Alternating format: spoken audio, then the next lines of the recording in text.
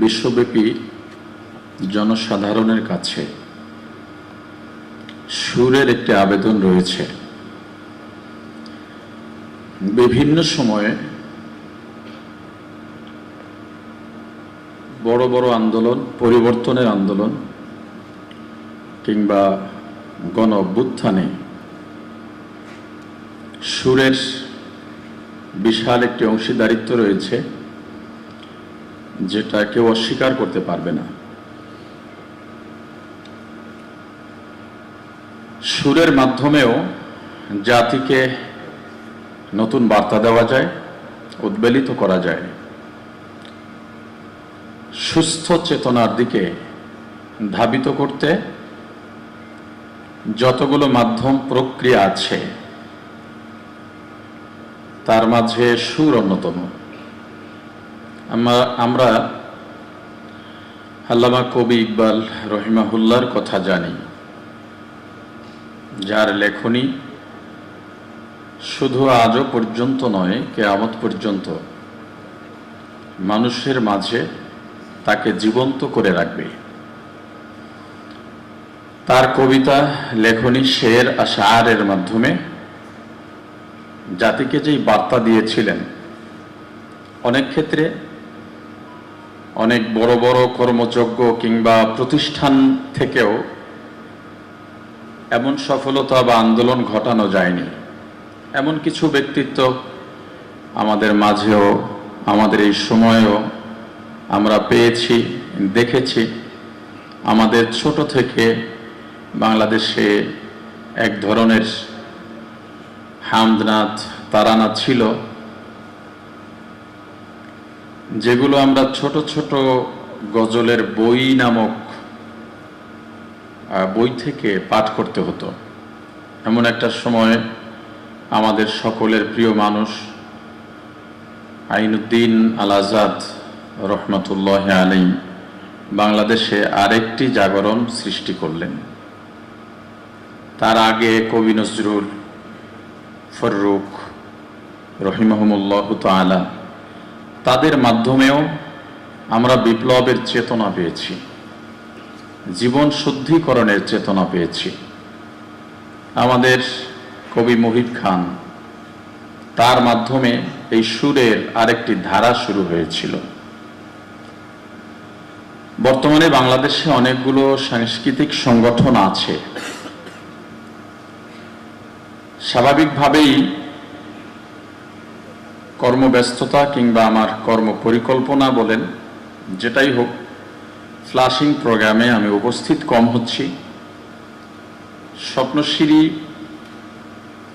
যেই আয়োজন করেছে বা তাদের যেই চেতনা, যেই কর্ম পরিকল্পনা, তাদের যেই উৎসাহ উদ্দীপনা দেখেছি, তাদের সেই কর্ম পরিকল্পনার কাছে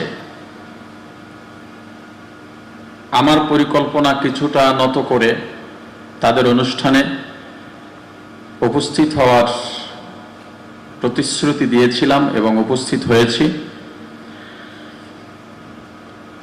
আমাদের কোম্পানি থেকে এখানে স্পন্সর করা হয়েছে। মূলত আমরা স্পন্সর করি না এবং এটা প্রচারের জন্যও নয়, শুধুমাত্র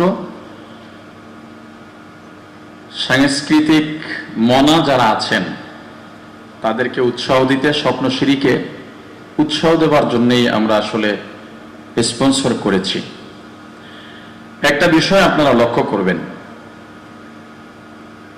ইসলামী ছাত্র আন্দোলন বাংলাদেশের কেন্দ্রীয় সভাপতি বলে গেছেন, ক্যাম্পাসগুলোতে এরকম আয়োজন হওয়া দরকার। কারণ হলো সুরের কাছে সবাই ধরাশায়ী। আমাদের এই ইসলামিক অঙ্গনে যারা সুর সমৃদ্ধ আলোচনা করে থাকেন, দেখবেন তাদের শুভাকাঙ্ক্ষী, অনুরাগী অনেক বেশি। এটা সুরের কারণে হয়ে থাকে। সাংস্কৃতিক অঙ্গনে যারা সুরকে,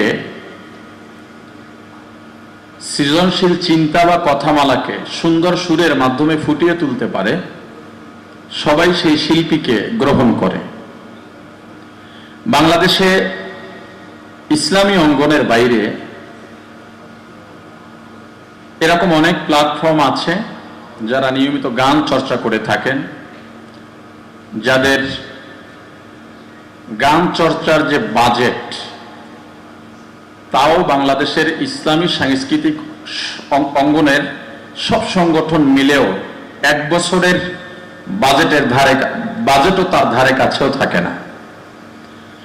আমাদের ইসলামিক অঙ্গনে যে সাংস্কৃতিক সংগঠন বা যত কর্মগুলো আছে,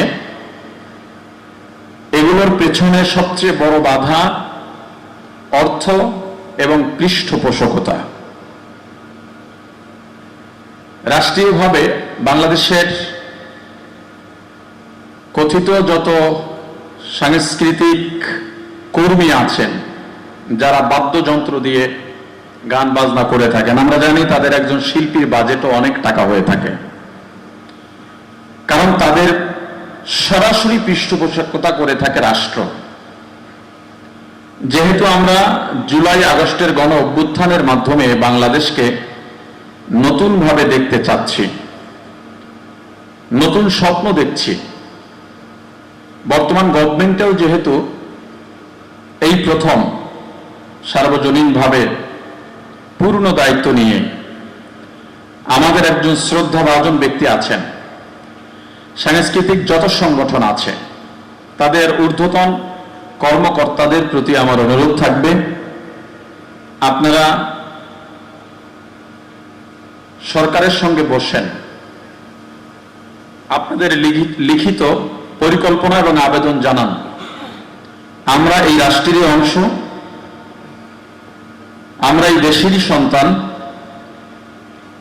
এবং ইসলামকে বাদ দিয়ে এই রাষ্ট্রের ইতিহাস পূর্ণাঙ্গ করা যাবে না। জুলাই আগস্টের 24-এর এই গণ আন্দোলন, মুক্তি আন্দোলনেও ইসলামপন্থীরা সরাসরি প্রকাশ্যে অংশগ্রহণ করেছেন, জীবন দিয়েছেন, এখনো পর্যন্ত অনেকে হাসপাতালে চিকিৎসাধীন রয়েছেন। অতএব সরকারের কাছে আমাদের দাবি রাখা, থাকা, যাওয়া, সাক্ষাৎ, এটা আমাদের অধিকারের মধ্যে পড়ে। আমাদেরকে সুযোগ দেওয়া সরকারের করুণা বা অনুগ্রহ নয়, এটা তাদের দায়িত্ব। আপনারা রাষ্ট্রীয়ভাবে যাতে ইসলামী সাংস্কৃতিক অঙ্গনে পৃষ্ঠপোষকতা তথা বরাদ্দ থাকে, এ বিষয়ে আপনারা উদ্যোগ নেবেন। আমার সঙ্গেও যেহেতু আমাদের ধর্মমন্ত্রী আল্লামা ডক্টর আফামা খালিদ হুসাইন হাফিজাহুল্লাহর সঙ্গে ব্যক্তিগত সম্পর্ক রয়েছে, আমার সাক্ষাতের সুযোগ হলে যদি স্মরণ থাকে অবশ্যই আমাদের এই চাহিদার কথা, এই আকুতির কথা বলবো। তবে আনুষ্ঠানিকভাবে আপনারা ধর্ম মন্ত্রণালয়ে এই আবেদন করেন, যাতে রাষ্ট্রীয়ভাবে ইসলামিক সাংস্কৃতিক যত সংগঠন বা এই অঙ্গনকে আরো উপরে নিয়ে যাওয়া যায়। এই অঙ্গন চাইলেও ক্যাম্পাস বলেন বা বাংলাদেশের ভিআইপি কোনো এলাকাও যদি বলেন, সেখানে তারা যেতে পারে না পৃষ্ঠপোষকতার অভাবে এবং আমাদের জন্য তাদের বাজেট না থাকার কারণে। আপনারা এসেছেন শিল্পীদের কণ্ঠে বিভিন্ন পরিবেশনা শুনতে, আমাদের আলোচনা শুনবার জন্য নয়। আমরা এখানে আলোচনা লম্বা করলে আপনাদের বিরক্ত লাগবে, এতটুকু অন্তত আমরা বুঝি। সর্বশেষ এখানে যারা উপস্থিত হয়েছেন, যারা আয়োজন করেছেন,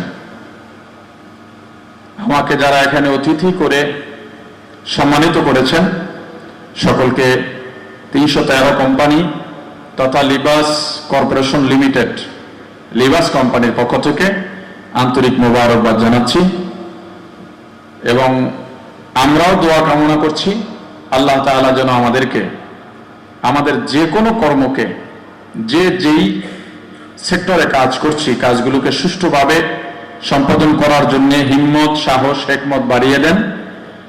এই কামনা রেখে আমার বক্তব্য শেষ করছি। আসসালামু আলাইকুম ওয়া রাহমাতুল্লাহ।